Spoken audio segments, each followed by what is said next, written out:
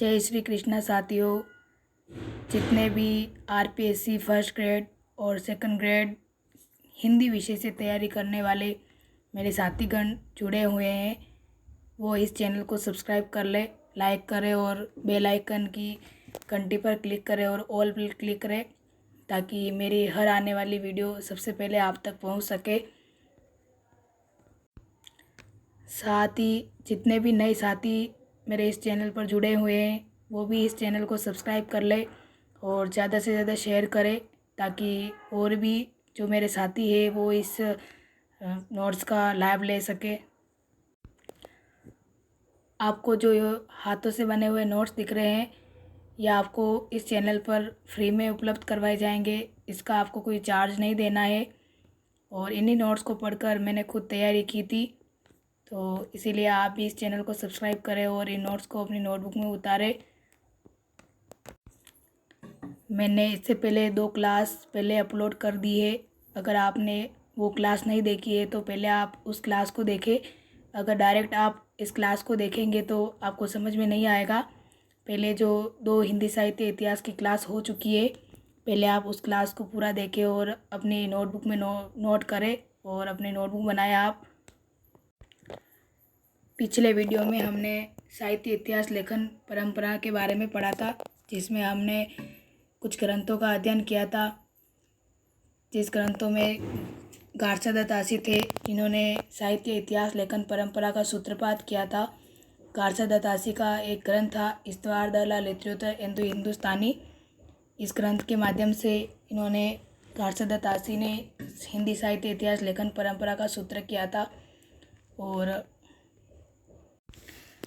साथ ही हमने देखा कि हिंदी भाषा में जो लिखित हिंदी साहित्य का प्रथम ग्रंथ था वो शिव सिंह सरोज था। अब हम आगे के ग्रंथों का अध्ययन करेंगे।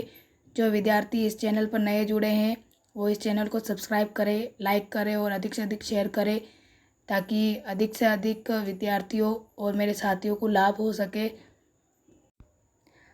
आगे हमारा ग्रंथ है 6 नंबर का ग्रंथ है हमारा हिंदी साहित्य की आलोचनात्मक इतिहास।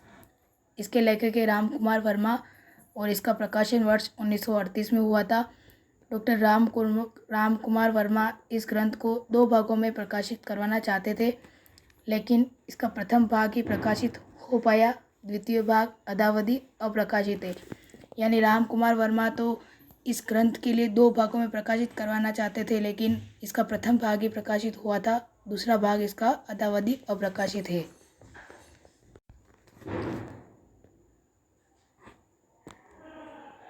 इसमें 693 ईस्वी से 1693 ईस्वी तक केवल भक्ति काल तक का ही साहित्य इतिहास वर्णित है। ये क्वेश्चन फर्स्ट ग्रेड 2020 में और संस्कृत विभाग 2020 में पूछा गया है, तो आप इसे याद रखिएगा कि रामचंद्र शुक्ल ने तो 993 ईस्वी से माना है, बल्कि राम कुमार वर्मा ने 693 ईस्वी यानी 300 वर्ष पहले इन्होंने इस भक्ति काल तक का ही वर्णन किया है। इन्होंने हिंदी साहित्य के इतिहास को 5 कालों में बांटा है। इनके द्वारा वर्णित 1000 वर्ष का इतिहास 7 प्रकरणों में विभक्त है। अपने इतिहास ग्रंथ में इन्होंने आचार्य शुक्ल का ही अनुकरण अधिक किया है। कवियों का परिचय देते समय इनकी लेखनी प्रायः काव्यात्मक हो गई थी। यहाँ इनकी राम कुमार वर्मा के लिए आया हुआ है।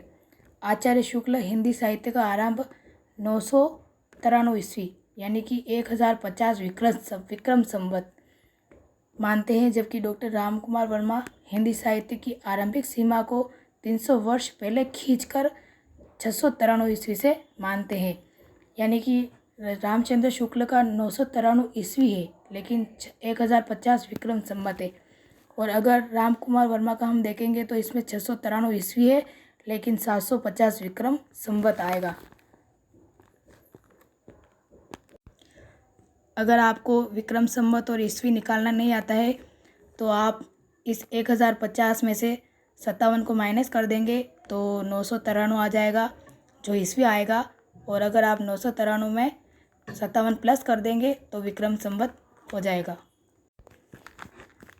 अपभ्रंश का वाल्मीकि किसे कहा गया है? स्वयंभू को कहते हैं।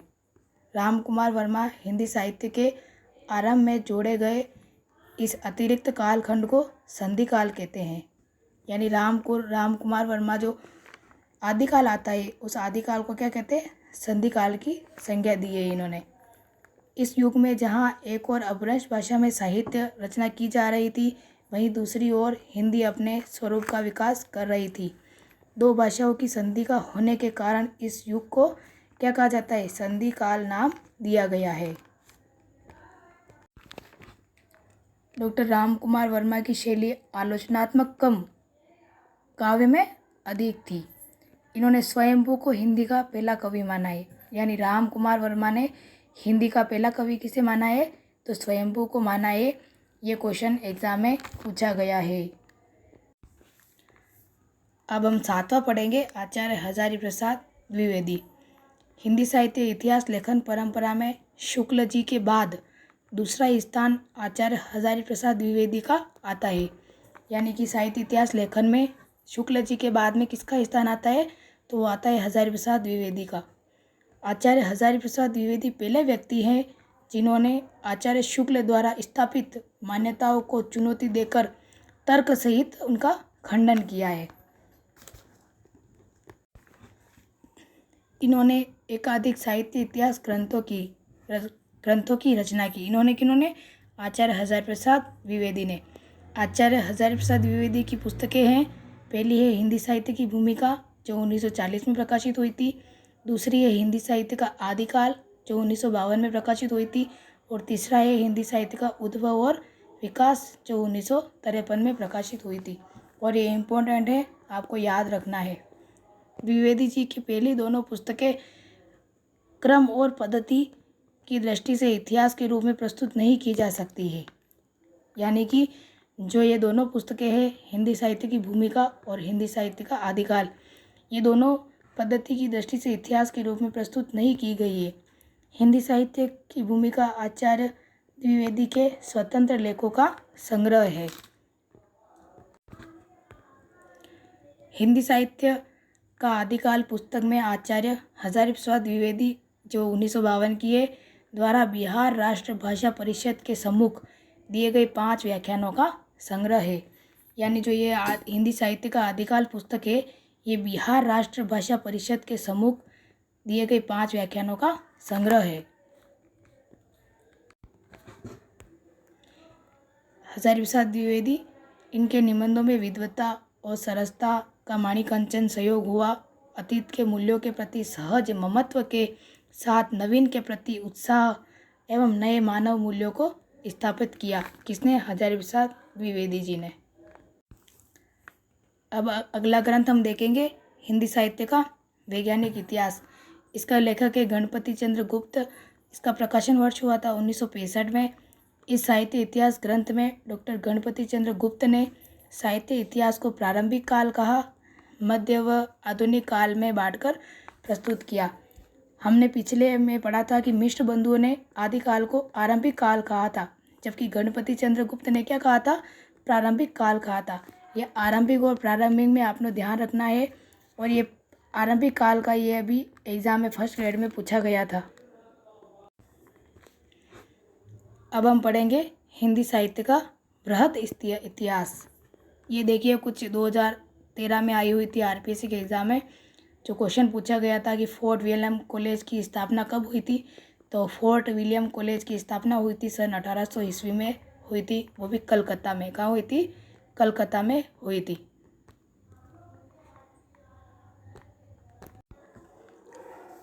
हिंदी साहित्य का बृहद इतिहास। नागरी प्रचारणी सभा काशी द्वारा प्रकाशित है। इसका प्रकाशन वर्ष है 1984। और यह जो हिंदी साहित्य का बृहद इतिहास, यह 16 भागों में प्रकाशित है। और यह आरपीएससी 2013 में क्वेश्चन पूछा गया है। किसी एक लेखक की रचना न होकर शताधिक लेखकों के सामूहिक प्रयास का फल है। इसलिए इस साहित्य का नाम लिखा गया है बृहद। बृहद यानी बड़ा, यानी कि सामूहिक रूप से इस ग्रंथ को लिखा गया है। इस ग्रंथ की भूमिका भारत के प्रथम राष्ट्रपति थे कौन? डॉक्टर राजेंद्र प्रसाद ने लिखी थी। वो जो हमने सारे ग्रंथ पढ़े थे वो साहित्य इतिहास लेखन परंपरा के जो भी ग्रंथ थे। अब हम आगे अन्य प्रमुख साहित्य इतिहास ग्रंथ और उनके लेखक के बारे में पढ़ेंगे। इधर हमने ग्रंथ लिखा हुआ है और इधर लेखक लिखा हुआ है। पहला है तज़किरा इशुराई, ये है मौलवी करीमुद्दीन का। दूसरा है भाषा काव्य संग्रह, ये पंडित महेश दत्त शुक्ल का। हिंदी भाषा और साहित्य बाबू श्याम सुंदर दास। हिंदी भाषा और साहित्य ये संस्कृत विभाग 2020 में पूछा गया क्वेश्चन है। A sketch of Hindi literature Edwin Greaves. A history of Hindi literature FEK। फिर है हिंदी साहित्य विमर्श पदुमलाल पुन्नालाल बख्शी। हिंदी के मुसलमान कवि, ये लेखक है गंगा प्रसाद सिंह का। हिंदी भाषा और साहित्य का इतिहास अयोध्या सिंह उपाध्याय हरिऔध का है। फिर है हिंदी साहित्य का विवेचनात्मक इतिहास, ये है सूर्यकांत शास्त्री का। फिर है हिंदी साहित्य का इतिहास रमाशंकर शुक्ल रसाल का। हिंदी साहित्य का इतिहास आचार्य चतुरसेन शास्त्री का। और हिंदी साहित्य का इतिहास डॉक्टर नगेंद्र का। यानी हिंदी साहित्य का इतिहास 3 लेखकों ने लिखा था, रमाशंकर शुक्ल रसाल ने, आचार्य चतुरसेन शास्त्री ने और डॉक्टर नगेंद्र ने। और ये जो हिंदी साहित्य का इतिहास है चतुरसेन शास्त्री वाला, ये संस्कृत विभाग 2020 में ये क्वेश्चन पूछा गया था। तो आपको इन हिंदी साहित्य इतिहास में तीनों लेखकों का नाम याद रखना है। वैसे तो इम्पोर्टेंट है डॉक्टर नगेंद्र का और रमाशंकर शुक्ल, और ये तीनों इम्पोर्टेंट है, लेकिन इन तीनों को ही आपको याद करना है। फिर है हिंदी साहित्य का सुबोध इतिहास, ये बाबू गुलाब राय का है। हिंदी साहित्य का सरल इतिहास, यह विश्वनाथ त्रिपाठी का है। पंजाब प्रांतीय हिंदी साहित्य का इतिहास, यह चंद्रकांत बाली का है। हिंदी साहित्य का कहानी प्रभाकर माचवे, ये यहाँ पे मोस्ट लगा रखा है। हिंदी साहित्य का समीक्षात्मक इतिहास राम गोपाल शर्मा दिनेश का है। हिंदी साहित्य का अतीत विश्वनाथ प्रसाद मिश्र, ये देखिए यहाँ पे हिंदी साहित्य का अतीत विश्वनाथ प्रसाद मिश्र है। और यहाँ पे हिंदी साहित्य का सरल इतिहास विश्वनाथ त्रिपाठी का है। तो ये दोनों नाम सेम है, एक तो प्रसाद मिश्र है और एक त्रिपाठी है, तो आप ध्यान रखना। फिर विश्वनाथ प्रसाद मिश्र का दूसरा है वाङ्मय विमर्श, हिंदी साहित्य का वैज्ञानिक इतिहास, ये 1665 में प्रकाशित हुआ था, डॉक्टर गणपति चंद्र गुप्त का है। ये अपन पिछले डिटेल से पढ़ चुके हैं। फिर है आधुनिक हिंदी साहित्य का इतिहास, जो कृपाशंकर शुक्ल। आधुनिक हिंदी साहित्य का इतिहास श्री कृष्ण लाल।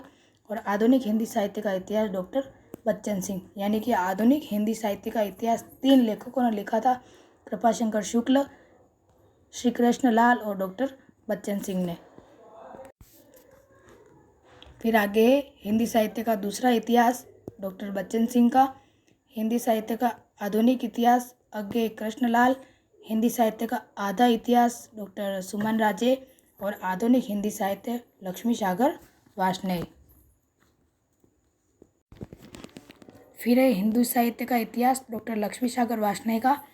हमने फर्स्ट वीडियो में देखा था कि हिंदू साहित्य का इतिहास का इन्होंने जो फ्रेंच भाषा में था इस्तवार द ला लेत्र इंदो हिंदुस्तानी जो गार्सद तासिका, उसका इन्होंने वार्ष्णेय सागर ने हिंदी में अनुवाद किया था और नाम क्या रखा था, हिंदू साहित्य का इतिहास।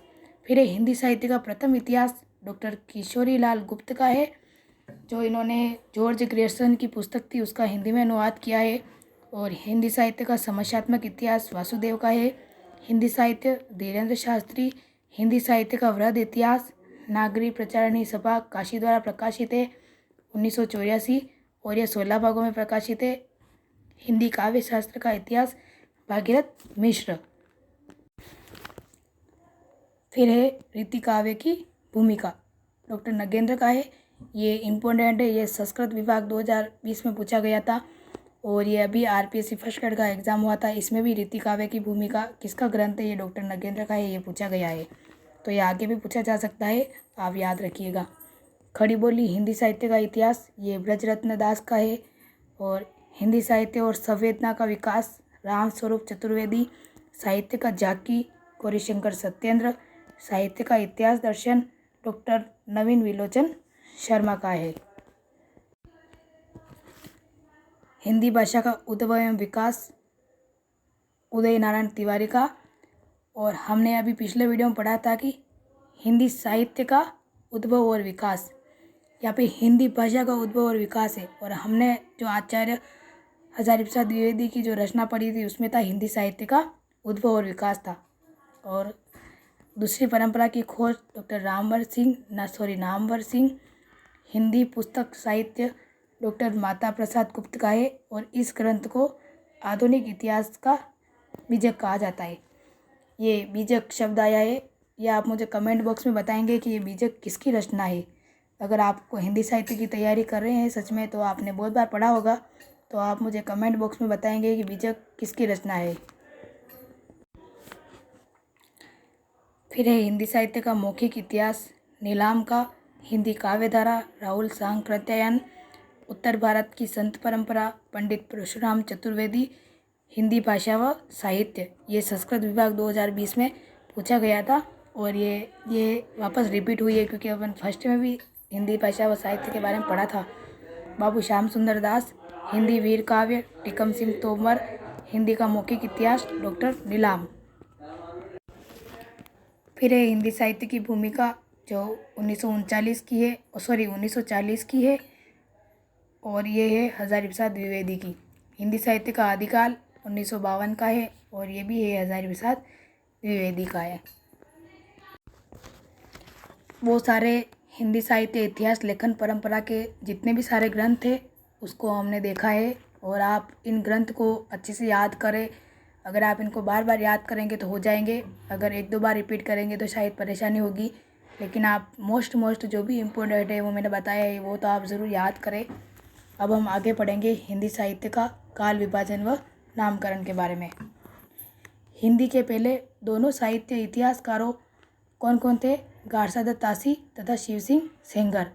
इन दोनों ने काल विभाजन व नामकरण का कोई प्रयास नहीं किया था। हिंदी साहित्य का काल विभाजन व नामकरण करने का प्रथम श्रेय किसे जाता है?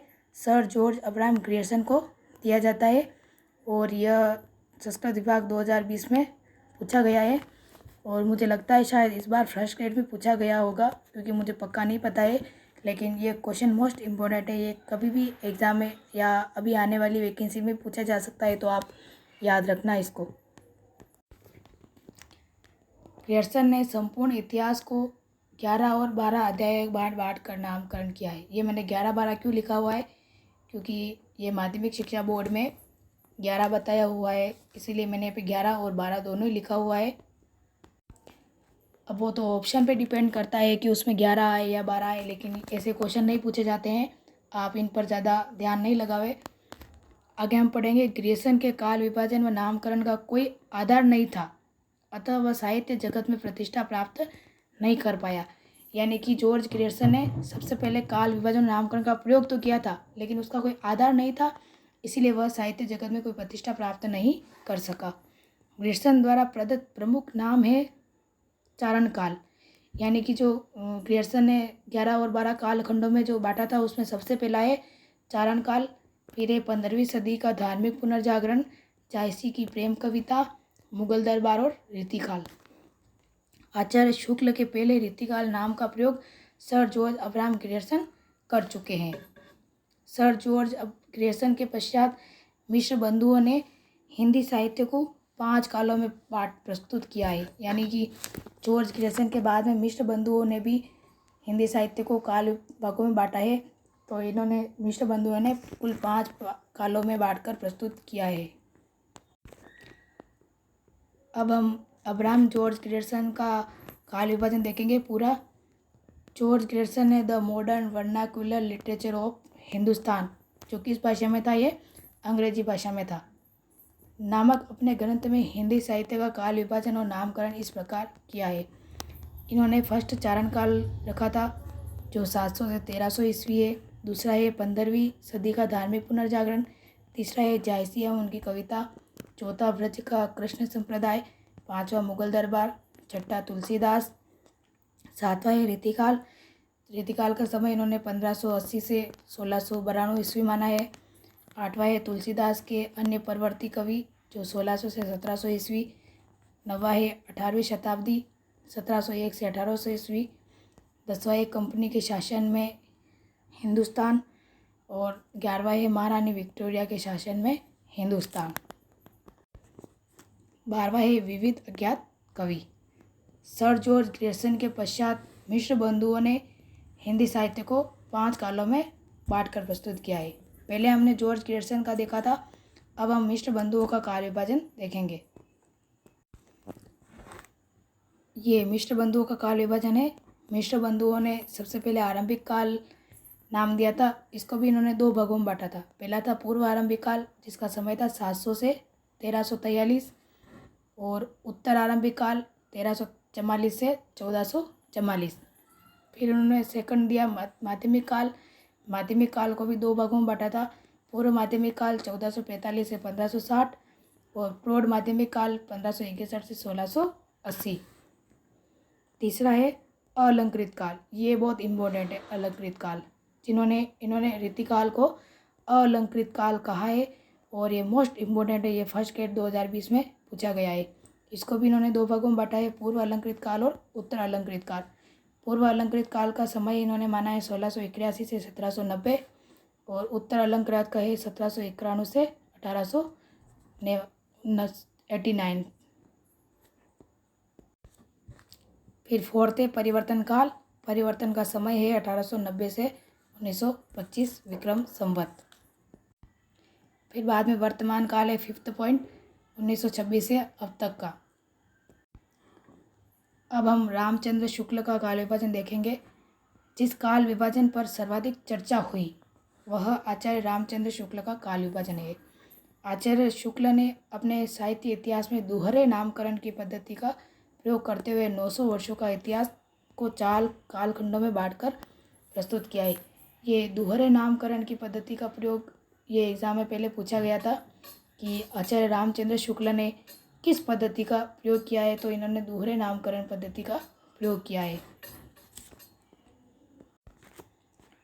फर्स्ट है वीरगाथा काल। रामचंद्र शुक्ल ने आदिकाल को वीरगाथा काल नाम दिया है, जो इसका समय है 1050 विक्रम संवत से 1375 विक्रम संवत। दूसरा है भक्ति काल, पूर्व मध्यकाल भी कहते हैं इसे। इसका समय है 1375 विक्रम संवत से 1700 विक्रम संवत। तीसरा है रीतिकाल जिसको उत्तर मध्यकाल कहते हैं। इसका समय है 1700 विक्रम संवत से 1900 विक्रम संवत। और चौथा है आधुनिक काल। आधुनिक काल को गद्य काल की संज्ञा दी है। ये क्वेश्चन एग्जाम में पूछा जाता है और अभी फर्स्ट ग्रेड में भी पूछा गया था कि गद्य काल की संज्ञा किस लेखक ने दी थी, तो वो दी थी आचार्य रामचंद्र शुक्ल ने। तो ये मोस्ट इम्पोर्टेंट है, आप इसको ध्यान रखें। आधुनिक काल और गद्य काल का समय माना है 1900 विक्रम संवत से 1984 विक्रम संवत तक। आगे हम डॉक्टर राम कुमार वर्मा का काल विभाजन देखेंगे। सामान्य रूप से डॉक्टर राम कुमार वर्मा ने आचार्य शुक्ल का ही अनुकरण किया है, किंतु इन्होंने हिंदी साहित्य का आरंभ 750 विक्रमी अर्थात 693 ईस्वी से मानते हुए एक अतिरिक्त कालखंड आरंभ में जोड़ दिया, जिसे क्या कहते हैं संधि काल नाम दिया है। ये 693 का तो फर्स्ट ग्रेड एग्जाम में पूछा गया था। ये मैंने लिखा भी हो यहाँ पे, फर्स्ट ग्रेड 2020 में ये पूछा गया है। पहला है संधि काल जिसका समय 750 विक्रम संवत से 1000 विक्रम संवत। चारण काल 1000 विक्रम संवत से 1375। भक्ति काल 1375 से 1700। रीतिकाल 1700 से 1900 और आधुनिक काल है 1900 से अब तक। ये संधि काल और चारण काल ये दोनों साथ में पूछा जाता है, क्योंकि चारण काल नाम तो सर्वप्रथम आदिकाल को दिया था सर जॉर्ज अब्राहम ग्रियर्सन ने, यानी उन्होंने सिर्फ चारण काल शब्द का प्रयोग किया था।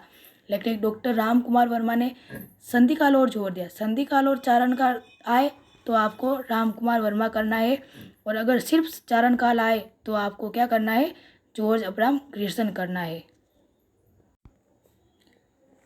अब अपन डॉक्टर नगेंद्र का काल विभाजन देखेंगे। डॉक्टर नगेंद्र ने आदिकाल को आदिकाल नाम ही दिया है। 650 ईस्वी से 1350 ईस्वी माना है इन्होंने। भक्ति काल को 1350 से 1650। रीतिकाल को 1650 से 1850 और आधुनिक काल को 1850 से आज तक यानी 1973 तक। फिर डॉक्टर नगेंद्र ने आधुनिक काल को वापस यह अबसद 4 भागों में बटाए, जिनको पुनर्जागरण काल को भारतेंदु युग कहा। इसका समय माना 1857 से 1900। जागरण सुधार काल को द्विवेदी काल कहा। इसका समय है 1900 से 1918।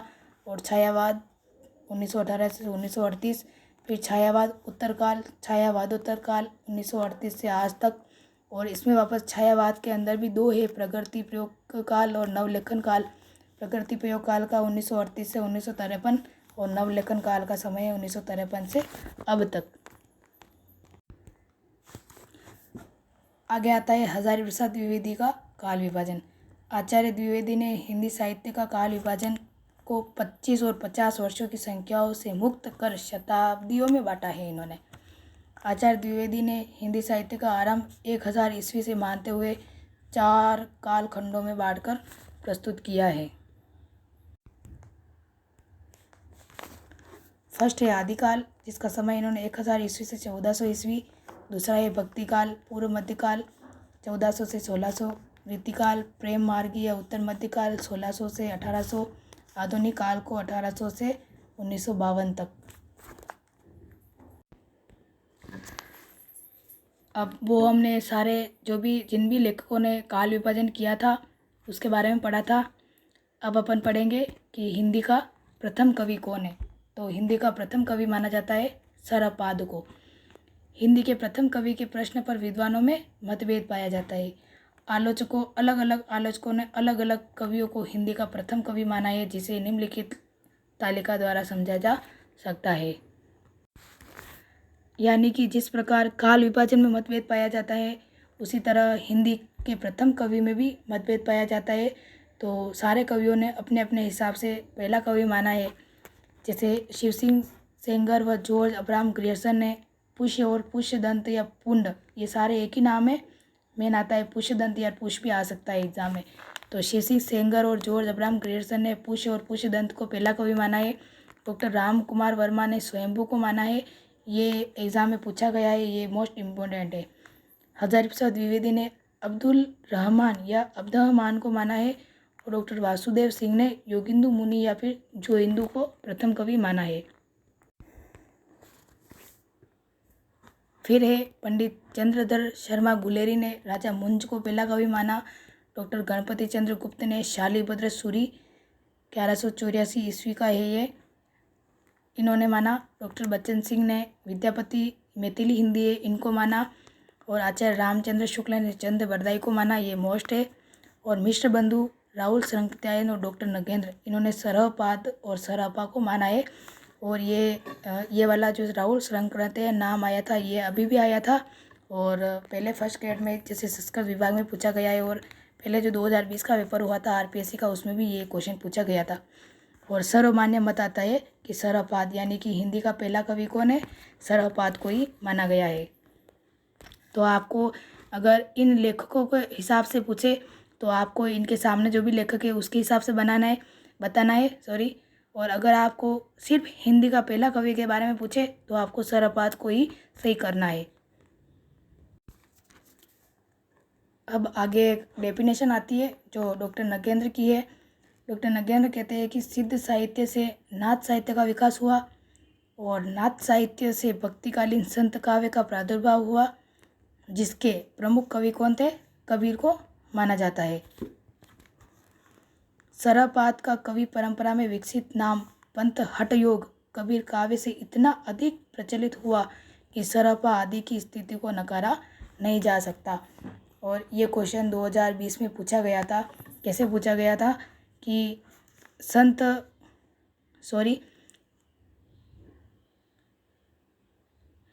संत काव्य परंपरा का हठयोग जो किस कवि में हुआ था, वो हुआ था कबीर में। ऐसे क्वेश्चन पूछा गया था। ये 2020 में आया हुआ है, तो आप ध्यान रखिएगा। अब हम आगे हिंदी की प्रथम रचना के बारे में पढ़ेंगे। हिंदी की प्रथम रचना मानी जाती है श्रावकाचार्य देवसेन।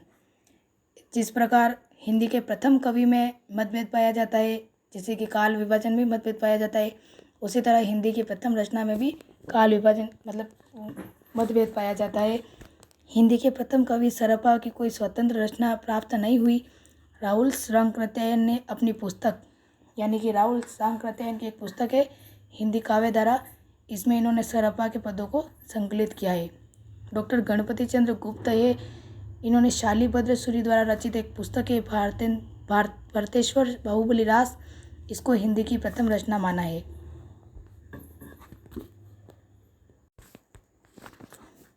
जैन कवि आचार्य देवसेन रचित श्रावकाचार को हिंदी की प्रथम रचना माना जाता है। यानी जो ये श्रावकाचार रचना है ये देवसेन की है, लेकिन इसमें मतभेद पाया जाता है। और गणपति चंद्र गुप्त ने प्रथम रचना किसे माना है? शालिभद्र सूरी द्वारा रचित है भारतेश्वरी बाहुबली रास, इसको इन्होंने प्रथम रचना माना है।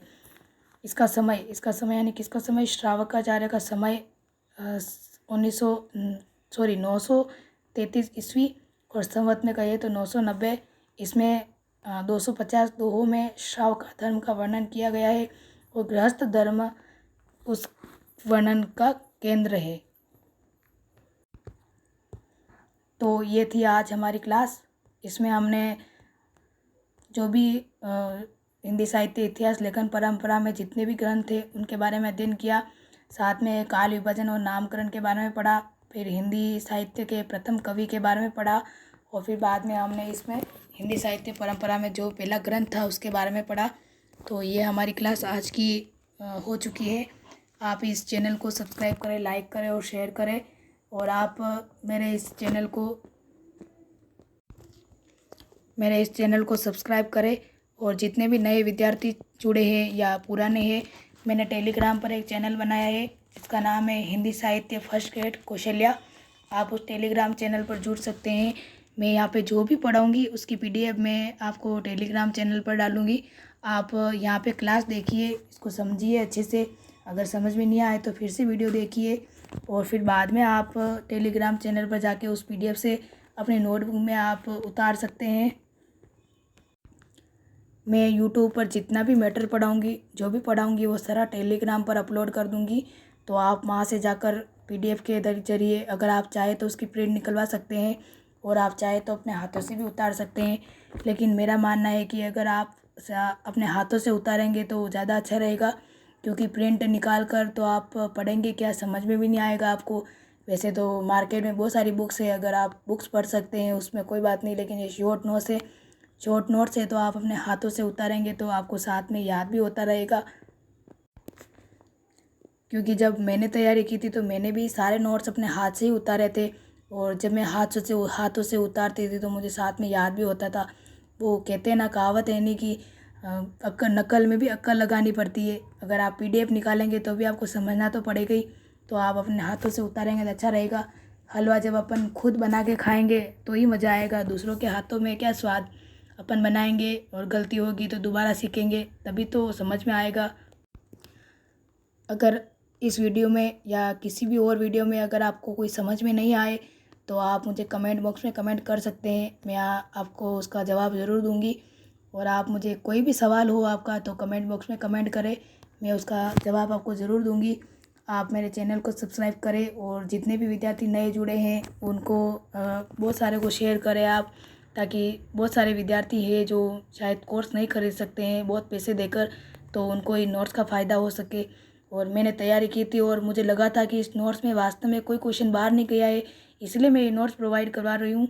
अगर मैंने ये काम शुरू किया है तो आप इसमें मेरी हेल्प करें और मेरा सहयोग करें, इसमें अधिक से अधिक शेयर करें और ज़्यादा से ज़्यादा साथियों को जोड़ें। और अगर मैंने किसी भी वीडियो में कोई भी गलती की हो तो वो भी मुझे बताएं, क्योंकि मैं भी आप ही की तरह हूँ, गलती तो इंसान से ही होती है। और ज़्यादा से ज़्यादा लाइक करें, शेयर करें और कमेंट ज़रूर करें कि आपको ये वीडियो कैसा लगा।